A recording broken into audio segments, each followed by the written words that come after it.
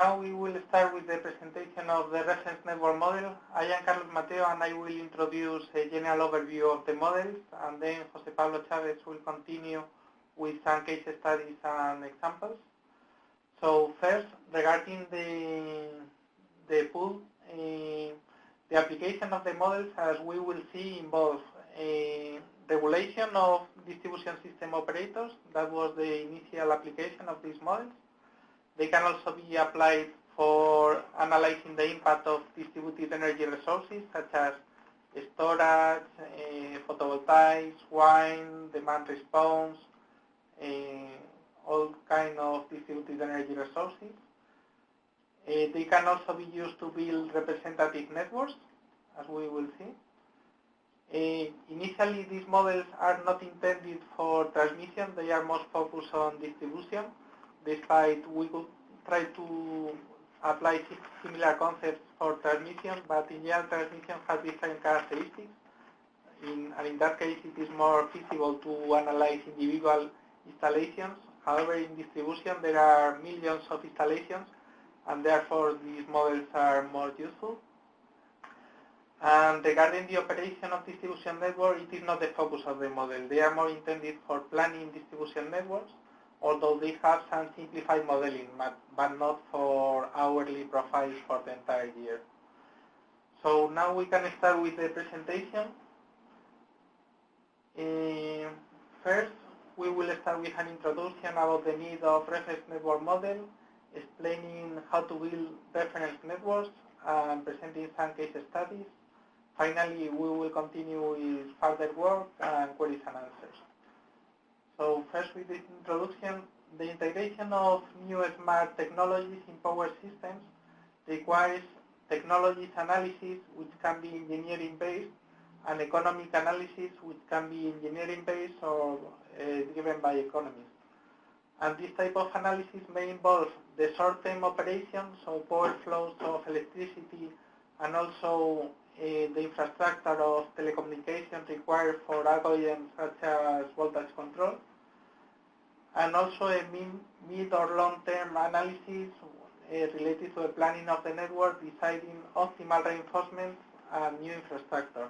The focus of reference network model is on the mid and long term, so not on the short term, not on the operation of the system.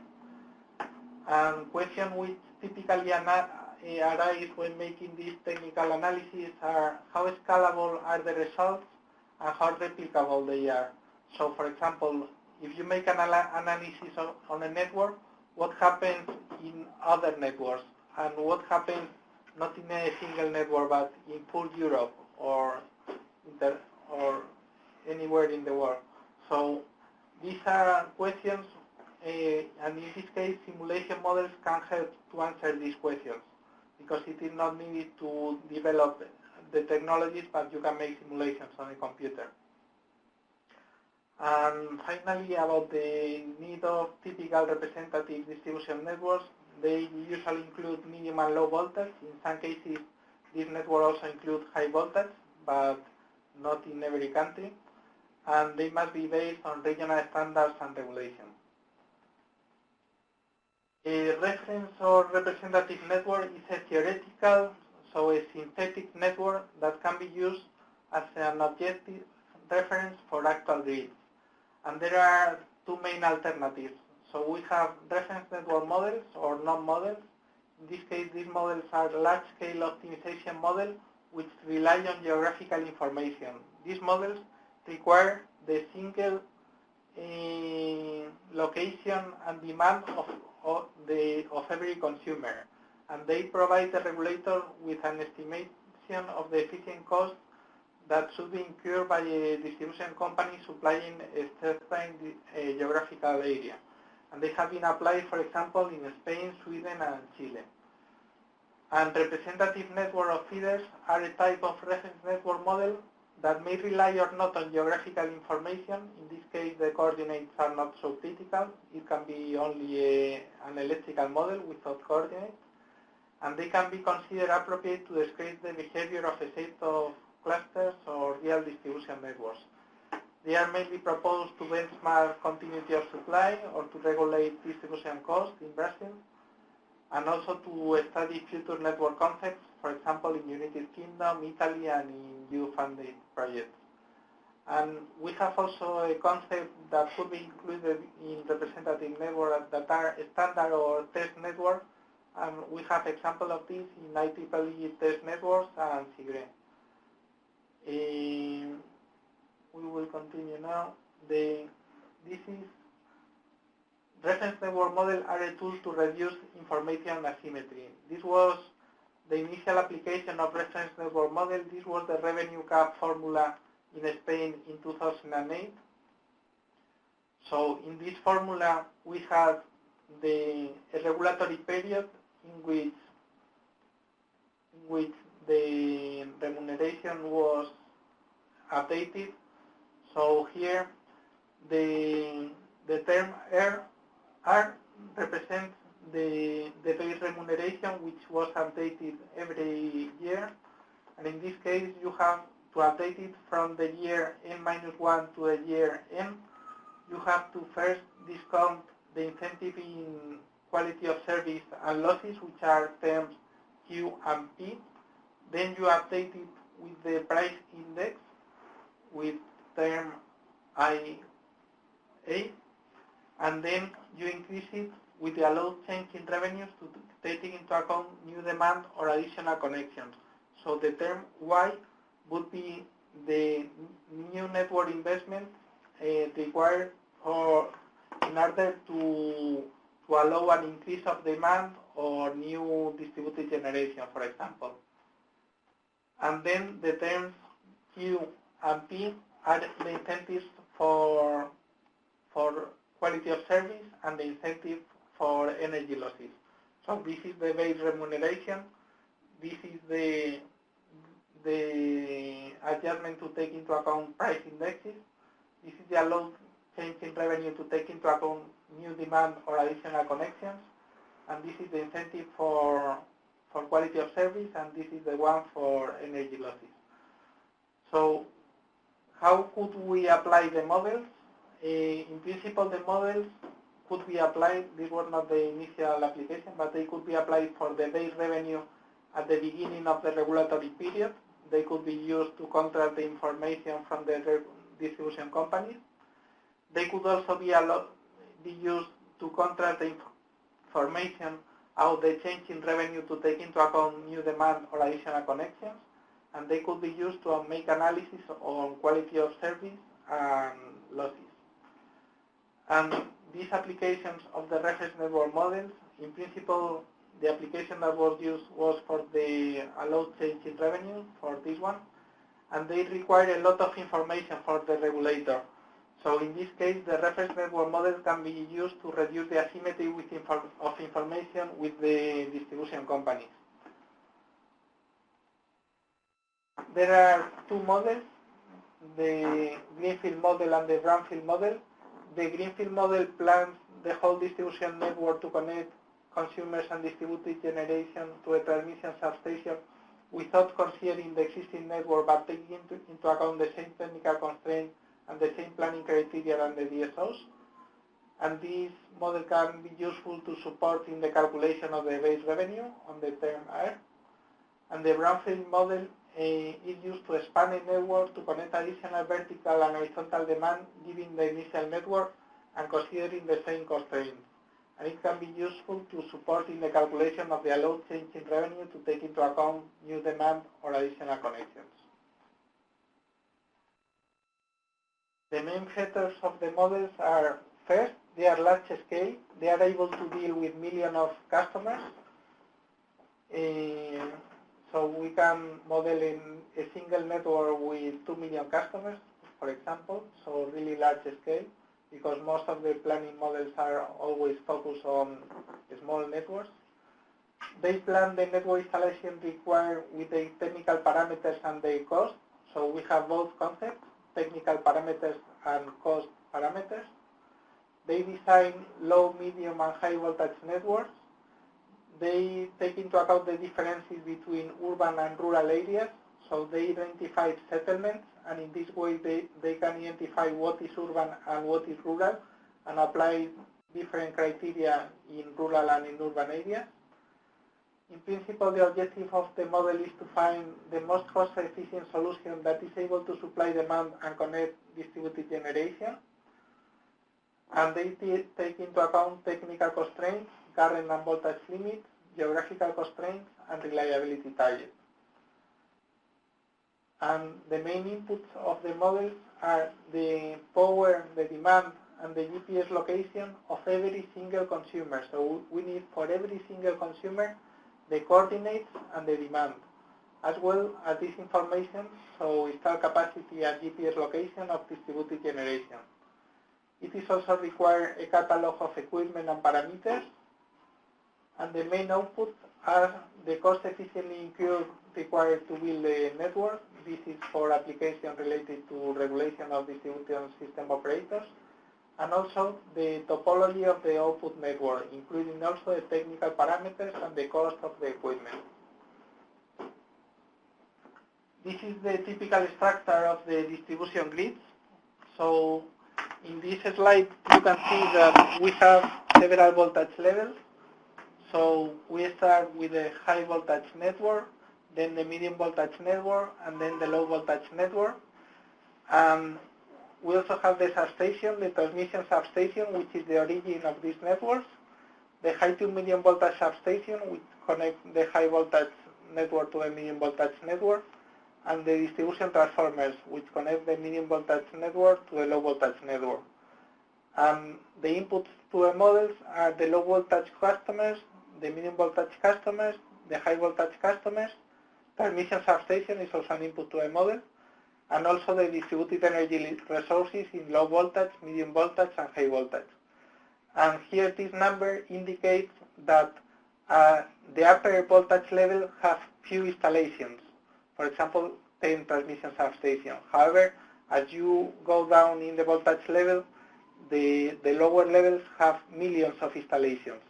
Therefore, it is very difficult to analyze installation by installation, and that is why these models are so useful.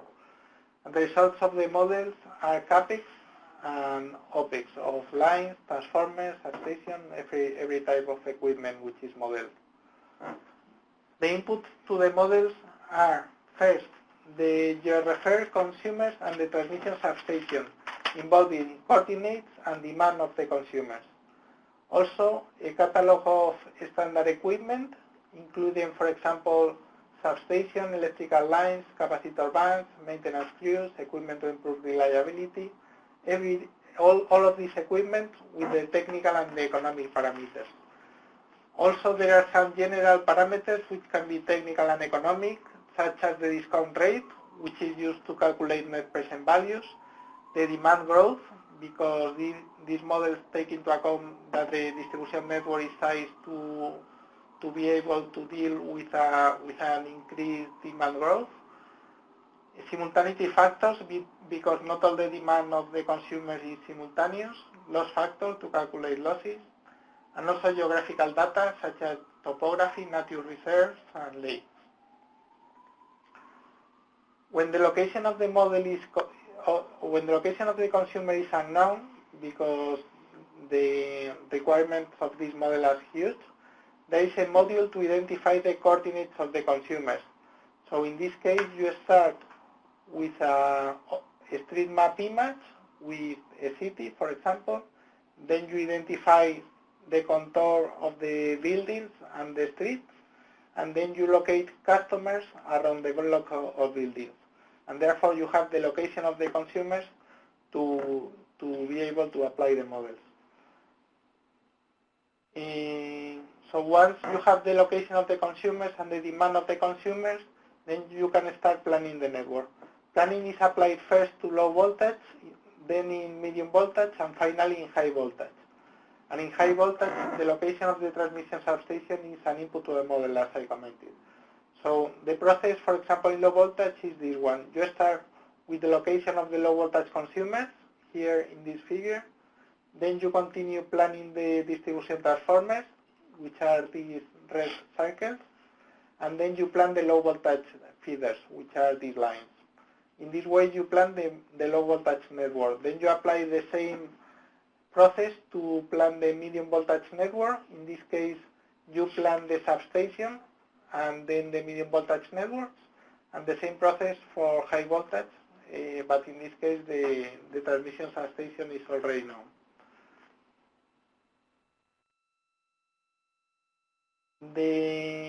The planning models take into account the geographical constraints interacting with a module which is called the Geographic Information System, the GIS.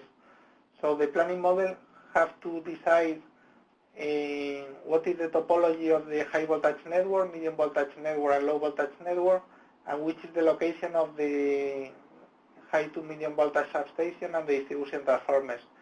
And when they are planning the substation and network, they interact with the Geographic Information System. So in this case, they obtain the location cost, and for the network, the path of the electrical lines. This is provided by the Geographical Information System, taking into account topography, natural reserves, and in general, forbidden waste route. There is a module to automatically identify the settlements. So in this case, this is the contour of the settlements in red, and these are customers inside the settlement, and these settlements are automatically identified by the model. So in this case, it detects that the distance among this part of the customers is large, and so it decides that this is a settlement and this is a separate settlement. And it identifies this contour of the settlement, this red line. This is not an input, but automatically decided by the model. And in this way, it can detect what is inside the settlement and is urban, and what is outside the settlement and is interurban.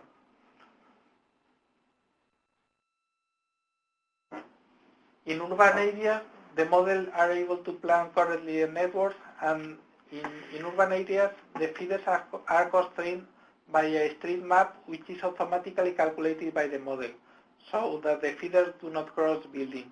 This is not a network. This is a street map automatically calculated by the model with the contour of the block of buildings, and this is a graph where the nodes are the customers and the lines are the possible paths for the lines.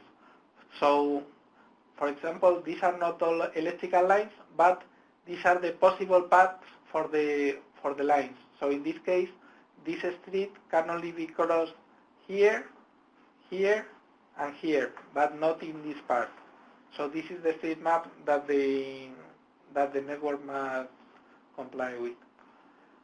And this is an example of what is the impact of the street map. So on the left, you have a network built with a street map, and on the right, a network built without a street map. So that you can see that the network on the left is more realistic than the network on the right. Here, the medium voltage network is represented in red. The distribution transformer are these circles, and the low voltage network is represented in black. And you can see that without a street map, the lines cross through the buildings. So this is not realistic.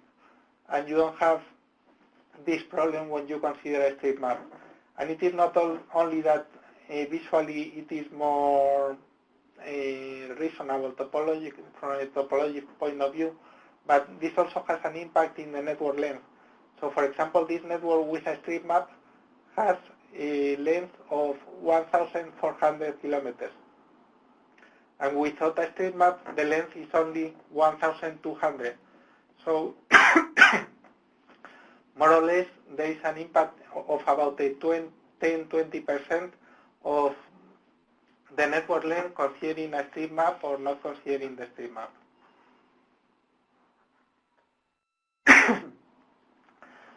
In rural areas, the models are able to plan the network considering several farms and settlements. For example, this is a network with 4 settlements. This is a settlement, this is another settlement, and this is also another settlement.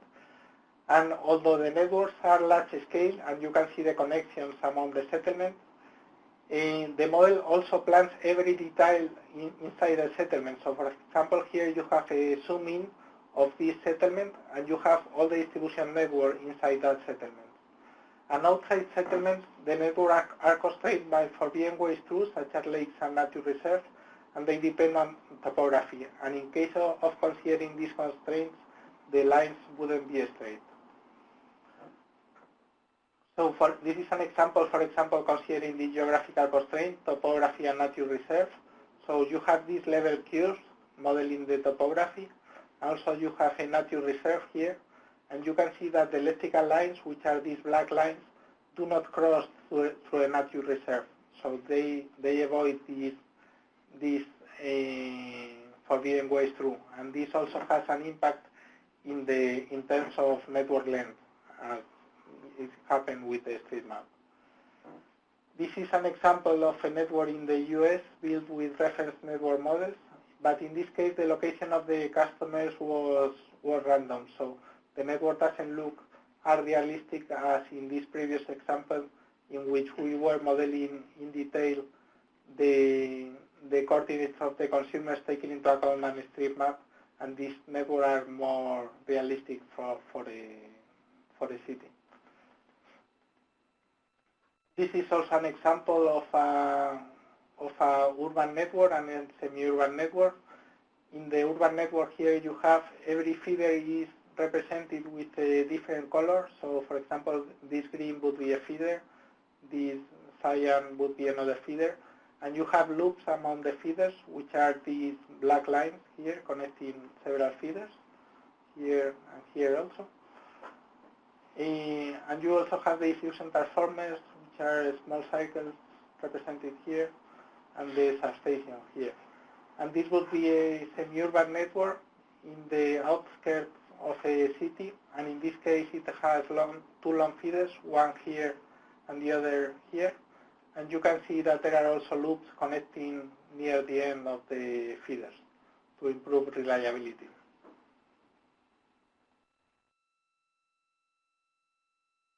And this is an example of network in the US. So in the US, the networks have different characteristics. So in Europe, it is typical that you only have three-phase networks. However, in the US, you also have single-phase feeders with phase A, B, and C. So this network is an original network from empty test feeder J, where in black it is represented the three-phase feeder, and in the colors blue, green, red are represented single-phase feeders with each of the phases A, B, and C. And this is the original network. So we try to replicate this network using the coordinates of the consumer and applying the reference network model. And this is the network that we obtain with the model that is very similar to the original network. So in this case, this is the three-phase feeder, here and here, and you have the single-phase feeders connecting the consumers. So the networks are very similar, with one single feeder for connecting all the consumers, and with similar distribution of the proportion between single-phase feeders and three-phase feeders. So these are results that we have been obtaining in a project with the Department of Energy in the US from ARPA. And well, okay. Thank you, Jose Pablo. I'm Jose Pablo, and I'm continuing with the case studies. So the idea here is to present you what are the application of this reference network model. So, for instance, we have used it to compute the cost of increasing share of distributed resources such as PV, wind power, combined heat and power storage, demand response, electric vehicles on distribution network cost, investments and cost at the end. And then how the allocation and operation of DERs may affect the planning and the operation of distribution networks. So these are questions that we can answer with this model. So how do we, what's the process to get these answers is we start with some substations and consumer locations. So we start here, we build the initial network, And then as well we select a scenario for the distributed energy resources, connected at different voltage level, locations, and we have the hourly profile of these resources. So based on these two, we have an initial network using the greenfield model. So we have our initial reference network, and then we can assess the cost of the distribution cost in terms of low voltage feeders, medium and low voltage transformers, and medium voltage feeders. So I'm going to present 4 case studies briefly, very briefly, because we have short time. We start with solar PV penetration, then we continue with demand efficiency and demand response, electric vehicles, and the case of rural, the application of this model as a support tool for rural electrification. So here you see the impact of solar PV on distribution network cost. This is an exercise that has been applied for the MIT solar study. So the idea was to compute what are the needs for reinforcements if we increase the share of solar PV. So this is a network in the US, and so as we are going to see is we are going to increase the penetration of solar PV, and we can see what is the effect on network reinforcements, transformers, and substations. So by increasing the share, we can see here we add in yellow more PV, and then we can see what happened with the transformers, the red dots, and also with reinforcements that are represented in green. So as we increase the share of solar PV, we see that more reinforcements are needed, and this is the results. So we have here the reinforcement needed in this area. This is a urban area, and so in terms of network reinforcements, and also we can compute the associated cost for different penetrations of solar PV. This example was done without considering the inverter capability to control voltage limits, but that is also could be implemented in the model. So the next case is the case of active demand response. So this is work done for a European project, advanced project, and we follow the following methodology. First, we have the consumers. We have information about the geography, the peak demand, as well the electrical limits and the equipment, the standard equipment for the network.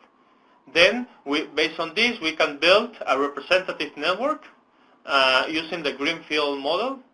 Then, for new, we have a scenario for new peak load and for active demand programs.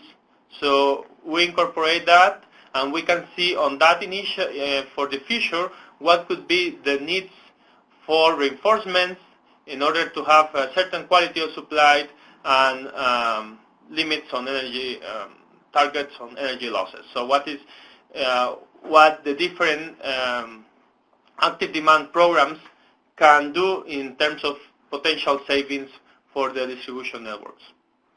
So for instance, here we represent, there were 2 different measures. The first one was on energy efficiency, and the red lines is the without active demand, as you see in both sides. In here you have different energy efficiency programs that what they are going to do is to reduce the load profile, and here for the 24 hours. And then you have different programs such as information bill, website information, in-house display, and we can see what is this was a pilot project, and so it was possible to measure what were the effects of these different programs, as well as demand response. So shifting some demand from peak hours to off-peak hours, for instance. And so we can see that the low duration curves change during these 24 hours. So in terms of the cost and the reinforcement needs, as you see here, without active demand, you see here long reinforcements, more in red, and with the maximum potential that was computed in the project, so you need less reinforcements for future demand growth. This is for the urban network, and same in terms of, for instance, transformers. You have here more red dots for the transformer reinforcement in comparison with this this case with active demand. So in terms of final results from this, some of the results from this project, you can see here both for rural and urban networks using dynamic pricing and using the baseline, the optimistic case. So for the potential of for the optimistic case, we can see that from this no demand response, or the baseline case, we can have significant cost reductions for all the cases.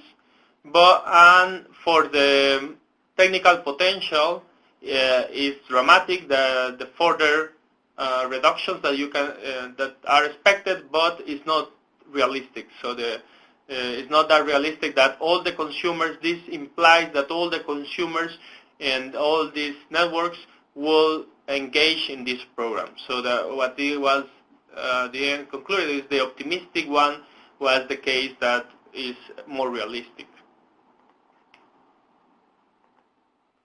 So now there was another case to measure the impact of electric vehicles. So for that, there were different networks model. So the tourist, for instance, the tourist network, rural, big cities in Spain, and also a city in Greece. And as you see, there was a very big distribution area in the order of thousands of hundreds of thousands, consumers, and as well as you see here the number of substations. So the area, number of substations, and number of consumers. So this area were significant high, big. So for that, we have the different profiles, so different charging strategies for electric vehicles.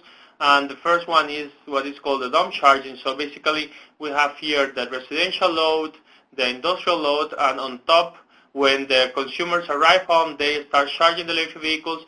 This will imply an increase on the network, on the peak demand. Another possibility is to have some time of use tariffs. So the electric vehicle responds and will charge at the hour of the lowest price, or as more smart charging that take into account not only the energy price but also the network loading. So for all these cases, the results were that so for the different case studies, the reductions in terms of the increase, in terms of network investments were significant for all the areas in case of the dumb charging. Especially, for instance, here the rural areas, the medium here for the rural area, the medium voltage feeder.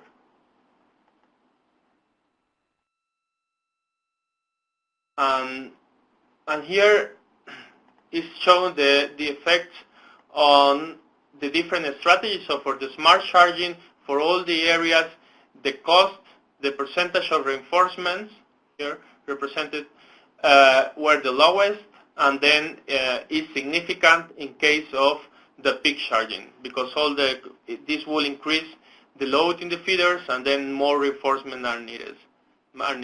And this is the case for the different for all the areas.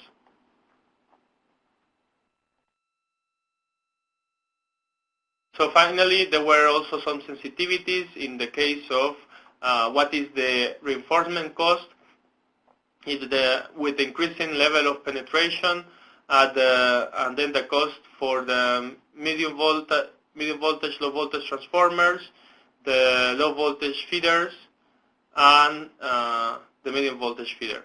And for increasing penetration, and where the scenario 3 is the one of highest penetration in 2000 for the horizon 2030. Finally, as I told before, this reference network model is a tool that has been used to complement another tool that has been developed in our institute, that is the reference electrification model. The idea of this model is to look at the best strategy for rural electrification, taking into account network reinforcement, microgrids, or isolated systems. So the objective is to minimize the total cost, and the RNM, the reference network model, is used to compute the cost of reinforcements of the network, and is a benchmark for other alternatives, such as microgrids or isolated systems. This model has been used, for instance, in a big area in India, in the state of Bihar. And so the state of Bihar is North India, and then there is this district in the state, and with more than 3.5 million people and 600,000 inhabitants, more or less. And the area is around 2,000 square kilometers. So, for instance, there are different solutions for instance, in this area, in the area in here, you can see the 11 kV and so the low voltage reinforcement needed in order to interconnect and to provide electricity to all the consumers in this area. But in this other area, the best solutions are mainly microgrids, and also there are here some isolated systems, so not connected to the rest of consumers. And so the reference electrification model provides a graphical representation as well. So as you can see, using Google Earth files, and as well it computes the best configuration to electrify. So finally, as a conclusion, the reference network models depends a lot on the sizing criteria, for instance, to what is the reliability margin that has to be maintained in every hour in a certain region, or the continuity of supply targets, as well as the standard catalog that is used as an input for the model, as well as technical economic parameters, as Carlos was explaining at the beginning of this webinar. These criteria are necessary to run the model and obtain a reference network, and the results depend a lot on the criterion used to expand the networks. The reference network models are different from real networks, but they are a benchmark and depend on the criteria that has been used to expand the networks. And but the results are very similar, as has been compared with a lot of projects that we have been running here. Then the reference network model is a tool to support the regulator, for instance, and to reduce the asymmetry of information between distribution companies and the regulator in order to remunerate for investments on distribution networks. Then it has been used to estimate the network cost, the distributed generation impact, or in general, distributed energy resources, energy losses, and quality of services of different areas. So the cost of meeting those requirements is an objective estimate of costs that are efficient, and this model has been used to build also synthetic networks that can be used for different analysis. So here are some of the projects that has been where reference network model has been used. For instance, it has been used for building the Chilean networks for a case study for these consultant companies, Cinex and Systep. Then there has been used for a Spanish manufacturer to build urban, semi-urban, and rural networks to meet cost-benefit analysis for storage, for instance. So what is the value of storage at different networks, different configuration of networks? It has been extensively used, currently used by the Spanish regulator to plan distribution system in Spain for taking into account real customers' coordinate for an area of 500,000, more than 500,000 square kilometers and 27 million customers. This is not at once, but in simultaneous computing. Then it has been used by the MERGE project, building 5 distribution networks in Spain with real consumer coordinates, and also in Greece, as I explained before, for advanced project in order to compute in different locations to compute the effect of active demand programs, the in progress project to compute the impact of distributed generation, for the utility of the future study, and the future of solar to compute the effect of distributed resources and the utility of the future, as well as compute distribution network tariffs based on different networks, for the DSO observatory to have representative networks for Europe, both including medium voltage and low voltage feeders. And finally, as Carlos explained, it has been applied as well in the US for building representative network for US synthetic networks, and this has been financed by the Department of Energy. So finishing with that, Carlos now is going to quickly, very briefly, because we only have 2 minutes. So some homework is to build a full distribution network using a trial version of reference network model which is available on the web. Here is the URL to use this trial version. So here you have some explanation on how to use this trial version, explaining how to make it in detail. You can see it later. And these are results of the model. So just very briefly, I will show in more detail this model. So here, this is the trial version of the model. It is available in this URL. Here you can access the trial version. So you first have to select the input image with an street map. Then you have to set the scale. In this case, this distance corresponds to 100 meters.